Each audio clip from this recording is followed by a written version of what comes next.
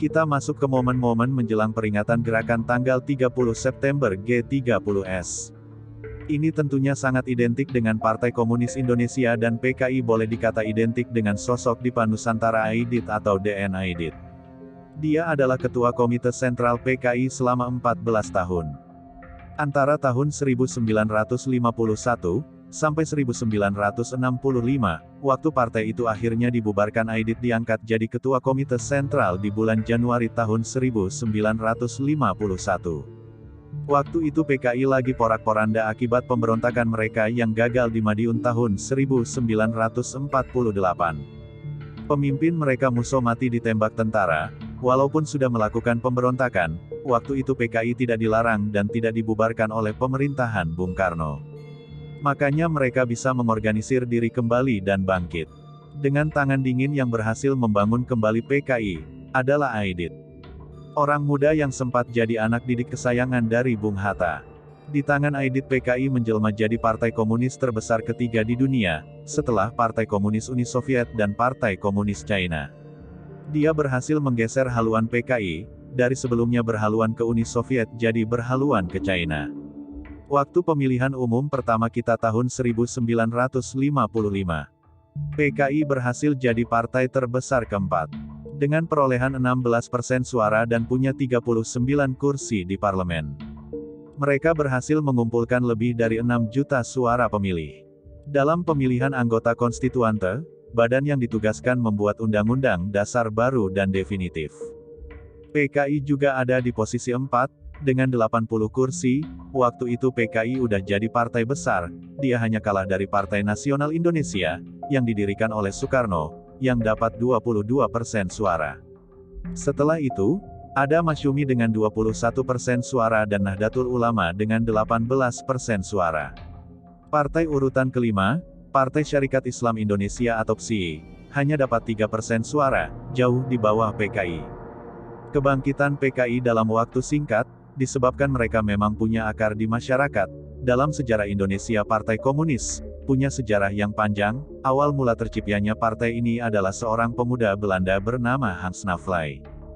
Dia dan teman-temannya membentuk Serikat Tenaga Kerja Pelabuhan di tahun 1914. Namanya Indische Social Demokratisme, tahun 1920. Organisasi ini berubah nama menjadi Perserikatan Komunis di Hindia, dan ketuanya adalah Semaun. Salah seorang tokoh Sarekat Islamnya Cokro Aminoto, beberapa bulan kemudian nama ini diubah lagi jadi Partai Komunis Indonesia. Mereka pakai nama Indonesia, walaupun negara ini belum berdiri. Selain Semaun, salah seorang tokoh penting Partai Komunis Indonesia di masa penjajahan Belanda adalah Tan Malaka.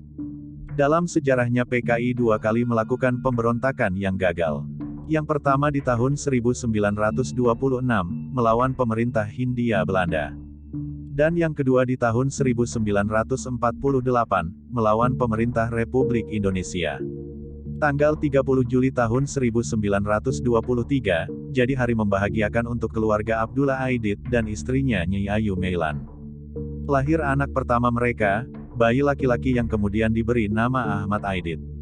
Orang tua Aidit termasuk keluarga terpandang di Belitung. Meski tergolong sebagai warga pendatang, leluhur Aidit berasal dari Agam Sumatera Barat. Di Belitung Abdullah berprofesi sebagai Menteri Kehutanan. Tapi dia lebih dikenal sebagai tokoh agama yang jadi panutan masyarakat. Dia adalah pendiri organisasi Darul Islam yang berorientasi ke Muhammadiyah. Walau berstatus pegawai pemerintah Hindia Belanda, Abdullah dikenal sangat anti-kolonial. Dia jadi pemimpin gerakan pemuda di Belitung. Di masa-masa pergerakan nasional, Abdullah mengajarkan agama dengan ketat kepada anak-anaknya. Aidit kecil rajin mengaji dan sudah khatam Quran, dia aktif di remaja masjid dan sering diminta jadi muazin mengumandangkan azan. Karena suaranya keras dan lafalnya jelas, orang-orang di kampungnya mengenal Aidit sebagai sosok bocah yang alim, rajin ke masjid, dan juga pandai mengaji. Tapi semua berubah di tahun 1936, waktu umurnya 13 tahun. Aidit merantau ke Batavia untuk sekolah di Middlestan Handel School. Dia mulai berkenalan dengan kehidupan perkotaan, dan lebih penting lagi dia terbawa arus pergerakan Indonesia Merdeka, yang memang sangat gencar di masa itu, di masa-masa penuh pergolakan ini. Aidit mengubah namanya dari Ahmad, jadi Dipa Nusantara. Sebuah nama dengan semangat nasionalisme, nama Diva diambil dari tokoh idolanya Pangeran Diponegoro. Di masa-masa ini pula Aidit yang gemar membaca buku mulai berkenalan dengan ajaran Marxisme. Selama pendudukan Jepang antara tahun 1942 sampai 1945, Aidit dan teman-teman segenerasinya digembleng pelajaran politik oleh Bung Karno, Bung Hatta, Ahmad Subarjo, hingga Ki Hajar Dewantara. Di asrama Menteng 31 di masa-masa inilah Aidit sempat jadi murid kesayangan Bung Hatta. Setelah Indonesia merdeka tahun 1945, terbentuk Angkatan Pemuda Indonesia dan Aidit ditunjuk jadi Ketua Cabang Jakarta Raya. Tanggal 5 November Aidit dan beberapa anggota API ditangkap tentara KNIL Belanda. Mereka diasingkan di Pulau Onrus, selama 7 bulan, sebelum akhirnya dibebaskan tahun 1948. Aidit yang semakin mantap dengan ajaran komunis dapat tugas menerjemahkan manifesto komunis ke dalam bahasa Indonesia. Ia diangkat oleh Musso jadi anggota Komite Sentral PKI, dan kemudian anggota Politbiro yang mengurusi persoalan perburuhan. Setelah pemberontakan yang gagal di tahun 1948, Aidit dan kawan-kawan mudanya mengambil alih kepemimpinan PKI. Waktu itu umurnya baru 28 tahun, semua pimpinan PKI berumur di bawah 30 tahun. Dalam membangun kembali PKI, Aidit bersikap pragmatis, walaupun dia seorang Marxis dan anggota Komunis Internasional. Aidit berstrategi mendukung paham Marxisme dari Soekarno. Dia juga membangun partainya tanpa menunjukkan keinginan untuk merebut kekuasaan. Aidit membangun akar rumput, dia membuat program-program untuk bermacam-macam kelompok masyarakat. Seperti Pemuda Rakyat, Gerwani, Barisan Tani Indonesia, Lembaga Kebudayaan Rakyat atau Lekra dan lain-lain. PKI pun berkembang dengan sangat cepat, jumlah anggota mereka melonjak dari sekitar 5.000 orang di tahun 1950. Jadi 165.000 di tahun 1954, dan bahkan mencapai 1,5 juta orang di tahun 1959. Pasca dekret Presiden tahun 1959,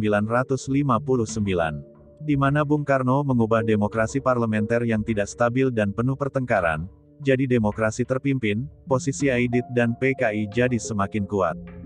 Apalagi di tahun 1958, terjadi pemberontakan Pemerintahan Revolusioner Republik Indonesia atau PRRI di Sumatera. Pemberontakan itu baru bisa ditaklukkan oleh TNI di tahun 1961. Sejumlah pimpinan Partai Masyumi terlibat pemberontakan ini, dan akibatnya pemerintah membubarkan Masyumi, partai kedua terbesar waktu itu. PKI jadi lebih leluasa mempengaruhi pemerintahan Bung Karno. Apalagi Aidit sendiri, berhasil jadi sosok ketua partai yang sangat didengar oleh Bung Karno. Tahun 1960, Bung Karno meluncurkan slogan Nasakom, singkatan dari nasionalisme, agama dan komunisme. Harapan Bung Karno di Indonesia ketiga ideologi itu bisa hidup berdampingan. Bagi PKI slogan ini menguatkan peran mereka sebagai mitra junior di pemerintahan Bung Karno. Mereka semakin diakui sebagai kekuatan politik, dan semakin didengar juga oleh Bung Karno.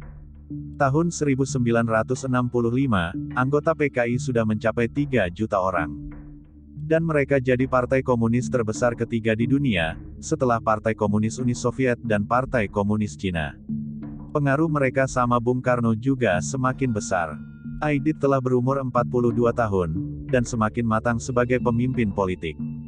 Soal gerakan tanggal 30 September kita tidak akan membahasnya secara mendalam.